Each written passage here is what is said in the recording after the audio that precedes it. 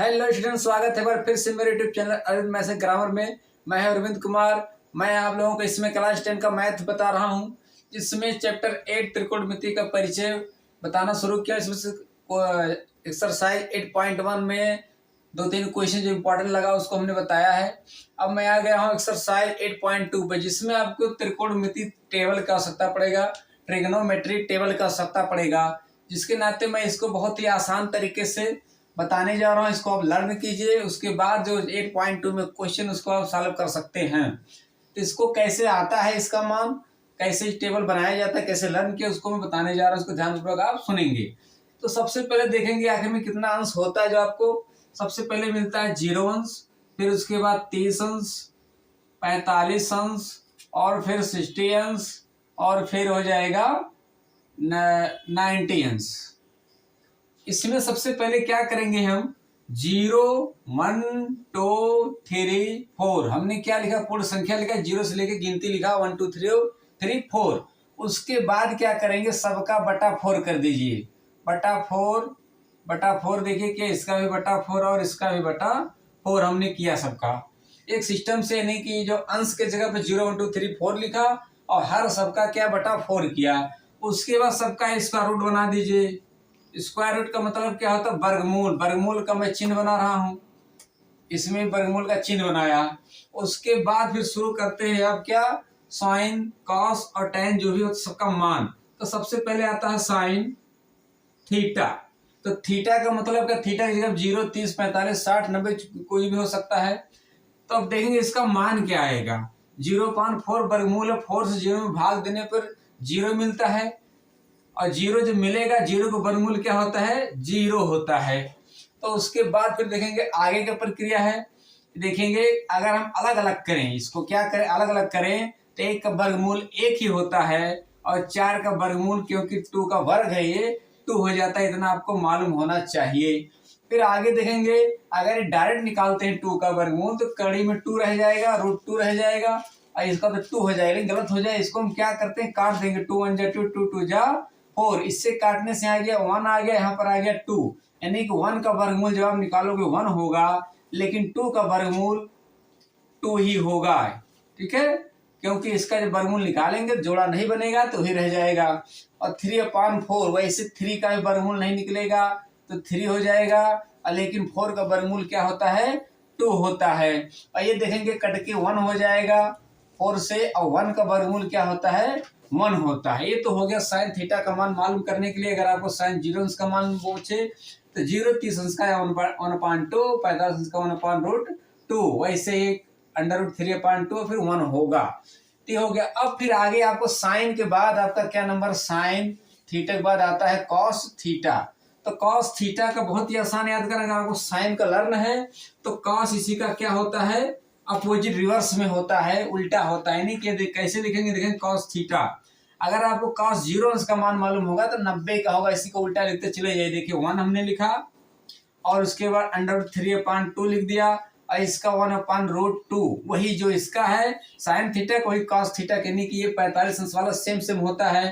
फिर उसके बाद 1/2 है, और फिर 0। इसका सेम क्यों होता है, 2 इधर से छोड़ो 2 इधर से छोड़ो, बीच में पढ़ने के नाते वो रिवर्स में भी जब चलते हैं तो दोनों का सेम मिल जाता है। ये हो गया साइन और कॉस का। ठीक है, एक लर्न करेंगे, दूसरा आप ऑटोमेटिक लर्न हो जाएगा, उसी का रिवर्स है। अब आगे चलते हैं, आता टेन। तो उसके बाद टेन का क्या होता है, टेन थीटा। तो टेन थीटा आपको मालूम होना चाहिए, यहाँ पर समझते चलेंगे। टेन थीटा बराबर क्या होता है, sine theta upon cos theta होता है। ये फार्मूला ये भी आपको मालूम होना चाहिए। तो अब जो साइन थीटा और कॉस थीटा का, यहाँ पर थीटा के जगह पर अगर आपको 0 अंश का मालूम करना है या 30 अंश का, वो भी मान रख देंगे। साइन थीटा का यहाँ पर देखें 0 अंश का निकालना है, तो इसका 0 आया है, और कॉस वाला क्या है, 1 आया है। तो इसका मतलब कि 1 से 0 में जब भाग देंगे तब आपको क्या मिलेगा, 0 मिलता है। 1 से 0 में भाग देने पर 0 मिलता है। उसके बाद यहाँ पर आप क्या लिखेंगे, 0 लिख देंगे। वैसे यहाँ पर चलेंगे इस पे, यानी कि 30 अंश पे चलेंगे, तो वही बात फिर है। यहाँ पर देखेंगे इस बार 30 अंश वाला साइन वाला है 1/2, और बटा का मतलब भाग का होता है, और कॉस का दिया है √3/2। 2 होता है। ठीक है, अब इसको भाग सॉल्व करने आपको मालूम होना चाहिए 1/2 भाग को गुणा बनाते हैं, गुणा बनाने से क्या होता है 2 ऊपर चला जाता है, √3 नीचे आएगा, इससे दोनों कट जाएगा और 1/√3 हो गया, यानी कि इसका 1/√3 होगा। वैसे आप इसी सूत्र के हेल्प से और बाकी आप निकाल सकते हैं। 45 अंश वाला देखेंगे यहाँ पर क्या है 1/√2 है और भाग का चिन्ह बनाओ, बटक नाते यहाँ पर 1/√2। फिर इसको आप जब बनाओगे क्या बनाएंगे, गुणा का चिन्ह, भाग को गुणा का चिन्ह बनाएंगे तो √2 ऊपर जाएगा और 1 नीचे से फिर कट जाएगा, 1/1 का मतलब क्या हो जाएगा 1 हो जाएगा। अब हमारे ख्याल से आपको समझ में आ गया, लेकिन मैं लिख के दिखा देता हूँ।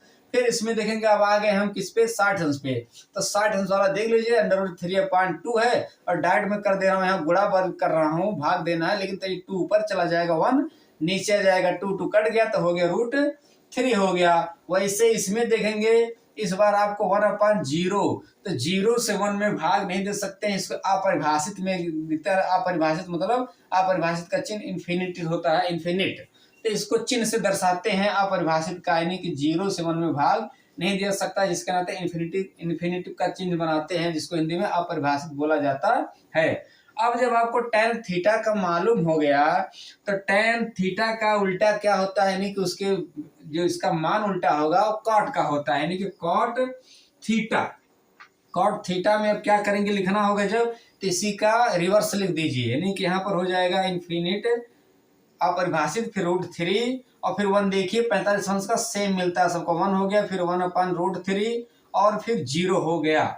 यहाँ पर tan और cot का एक दूसरे का अपोजिट होता है, उल्टा रिवर्स में होता है। तो ये 4 चीज का बचा क्या है, कोसेक का बचा है, तो कोसेक थीटा। तो अभी आप देखें जैसे इसको हमने सॉल्व किया है, इसी के आधार पर और भी सॉल्व करेंगे। इसको मैं इरेज कर देता हूं। अब देखेंगे साइन कॉस हो गया और फिर tan का भी हो गया। अब नंबर आता है tan के बाद cot भी इसी का उल्टा हो गया, यानी कि ये दोनों अगर इसमें एक याद किए तो दूसरा ऑटोमेटिक अपने आप याद हो जाएगा। तो कोसेक थीटा का देखेंगे क्या होता है, तो एक सूत्र फिर आपको मालूम होना चाहिए, कोसेक थीटा बराबर होता है 1/sin थीटा होता है। ये फार्मूला मालूम है आपको, तो फिर अगला मान आपको मालूम हो जाएगा। कैसे 1 तो 1 है, साइन थीटा का जो भी मान निकालना होगा रख देंगे, थीटा तो 0, आपको कोसेक 0 का मालूम करना है, तो 1 हो गया और बटा का मतलब भाग होता है, और साइन थीटा का मान आप देख लीजिए, साइन मतलब 0 वाला अगर ज्ञात करना है तो इसका 0 आ रहा है, तो यहाँ पर आप 0 यानी कि 1/0।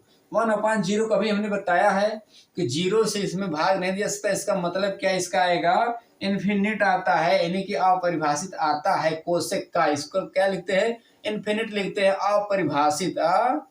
परिभाषित हिंदी में बोला जाएगा, इंग्लिश में इन्फिनिट बोला जाएगा। इसका चिन्ह क्या है, इन्फिनिट का यही होता है, इन्फिनिट का ये चिन्ह होता है। उसके बाद फिर आ जाइए किसके 30 अंश का, तो 30 अंश का मान ज्ञात करने के लिए देखेंगे, इसको हटा देते हैं। फिर आप 1/sin थीटा का मान देख लेंगे, साइन 30 अंश का जाना, साइन 30 अंश है 1/2, यानी कि 1/2। ये बटा का मतलब भाग होता है, 1 भाग का चिन्ह 1/2। इसको जब आप गुणा बना के उल्टा करोगे 2 पर चला, यानी कि सिर्फ 2 हुआ इसका। ऐसे हर एक काम निकाल सकते हैं।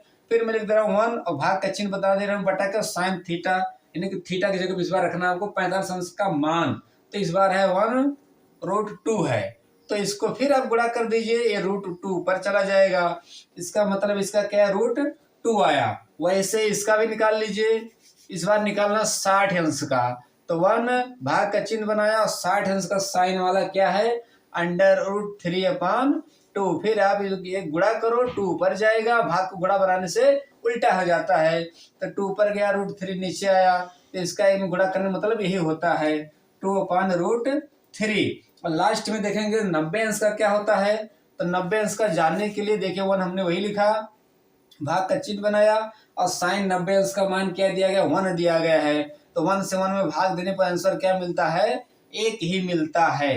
अब जब आप कोसेक का जान गए तो उसके बाद जो लास्ट में सेक आता है, तो सेक इसी का क्या हो जाएगा, रिवर्स में लिख देंगे, पूरा हो जाएगा, यानी कि इधर लिखेंगे 0 अंश का 1 और 30 अंश का हो जाएगा 2/√3 और फिर 45 अंश का वही सेम होता है और फिर इसका 2 और ये इन्फिनिट अपरिभाषित हो गया।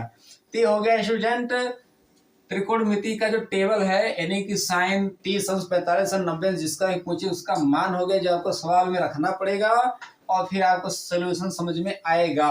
और याद करने का तरीका हमने बता दिया इसमें, यानी कि आप देखेंगे अगर साइन का लर्न है तो आपको कास का लर्न हो जाए क्योंकि इसी का रिवर्स में है, टैन का लर्न है तो कॉट का लर्न हो जाए क्योंकि इसी का रिवर्स है, और फिर कोसेक का लर्न है अगर तो सेक का भी लर्न हो जाएगा, इसी का रिवर्स में है। तो इसलिए उम्मीद करता हूँ आपको समझ में आ गया होगा। और फिर नेक्स्ट वीडियो मेरा क्या होगा 8.2 में जो इससे मान रखकर सवाल सोल्यूशन सॉल्व किया जाता है उस क्वेश्चन को बताऊंगा। तो इंटरेस्ट ऐसे वीडियो जानने के लिए हमारे चैनल को सब्सक्राइब करें, बेल आइकन को जरूर दबाएं ताकि मेरा नोटिफिकेशन आपको मिल सके। तो मिलते हैं नेक्स्ट वीडियो में। वीडियो वॉच के लिए थैंक्स, धन्यवाद।